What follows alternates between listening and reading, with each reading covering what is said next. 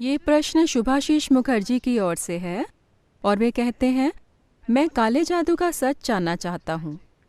मेरे कुछ मित्र जो बंगाली नहीं हैं, उनका मानना है कि काले जादू का जन्म पश्चिम बंगाल में हुआ था। ये बात कितनी सच है? ये बड़ा ही बंगाली सवाल है। The truth वे ये नहीं पूछ रहे कि काले जादू का सच क्या है, वे पूछ रहे हैं कि इसकी शुरुआत पश्चिम बंगाल में हुई थी या नहीं।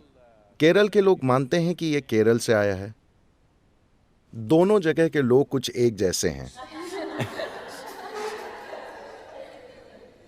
दोनों मछली बहुत खाते हैं। तो इस देश में एक समय था as you have जब एक फैमिली डॉक्टर की तरह एक भूत प्रेत डॉक्टर भी होता था। लगभग हर परिवार इन चीजों के बारे में किसी से सलाह लेता था, क्योंकि ये विद्याएं इतनी ज्यादा फैली हुई थीं।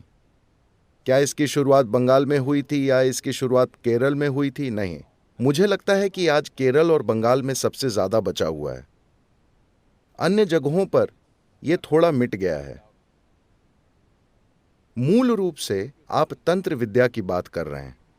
occult is a certain technology. तंत्र विद्या अपनी ऊर्जा के इस्तेमाल से खास असर पैदा करने की एक विशेष तकनीक है, पर दुर्भाग्य से इसके बारे में बुरी बातें बहुत ज्यादा फैल गई हैं, क्योंकि बुरी चीजों की मांग ज्यादा थी, इसलिए लोगों ने इसका अच्छे से ज्यादा बुरा इस्तेमाल किया। इसके अच्छे प्रयोग भी होते हैं, ये किसी भी अन्य तकनीक की तरह है। You can either use it positively or negatively. आप इसका अच्छा या बुरा इस्तेमाल कर सकते हैं। दुर्भाग्य से बुरा इस्तेमाल अच्छे इस्तेमाल से बहुत ज्यादा होने लगा, तो लोगों को लगता है तंत्र विद्या मतलब कुछ बुरा होता है। नहीं, दुर्भाग्य से इसका बुरा इस्तेमाल होने लगा है। It could also be used in a positive manner. इसके अच्छे प्रयोग भी होते हैं।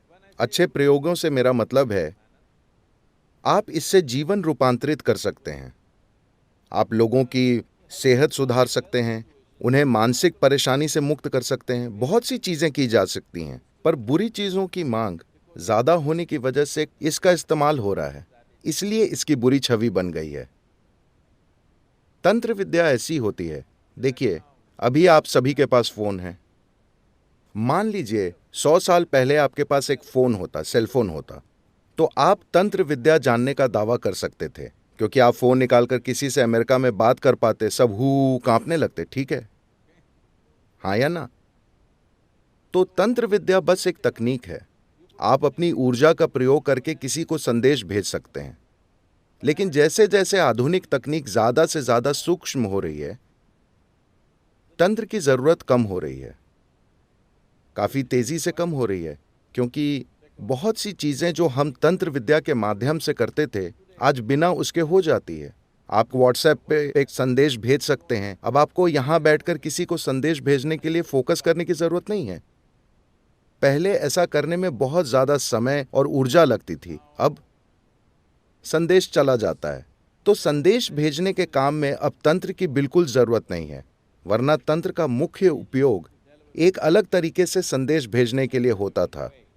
आपने टेलीपैथी या टेलीकाइनेटिक्स और अन्य चीजों के बारे में सुना होगा, जिनमें कुछ दूरी से चीजें की जाती हैं, पर आज वे सभी चीजें सामान्य तकनीकों से हो जाती है। Regular technology. तो तंत्र या तंत्र की जरूरत कम हो रही है, जरूरत बस कम होती जा रही है, और शायद तंत्र विद्या की कई जरूरतें खत्म हो जाएंगी। कुछ चीजें हैं जो आप कर सकते हैं, लेकिन सबसे महत्वपूर्ण बात यह है कि अगर हम ऐसा समाज बनाएं कि आपको जो भी चीज दी जाए उसका आप एक अच्छा उपयोग करें, तो तंत्र एक जबरदस्त संभावना हो सकता है, जैसे तकनीक एक जबरदस्त संभावना हो सकती है। जैसा मैंने पहले कहा, ज्यादातर तकनीक का इस्तेमाल हथियार, बम, न्यूक्लियर बम और ज्यादा से ज्यादा विनाशकारी चीजें बनाने के लिए हो रहा है। उस तकनीक का इस्तेमाल कहीं और हो सकता था। पूरी तरह सकारात्मक चीजें की जा सकती थीं, पर ऐसा नहीं हुआ, क्योंकि मांग बुरी चीजों की है। तंत्र के साथ भी यही हुआ। आपके मुखर्जी मित्र Well, I think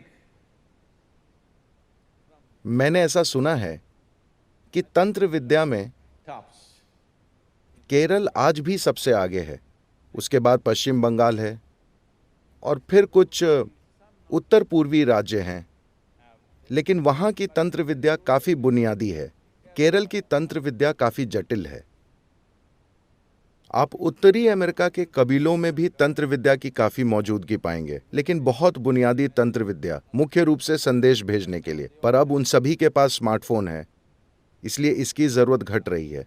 मुझे लगता है कि एक समय था जब कश्मीर में काफी तंत्र विद्या थी, बंगाल, केरल, उत्तर पूर्व और आंध्र प्रदेश और उड़ीसा के कुछ भाग, लेकिन आजकल धंधा मंदा है।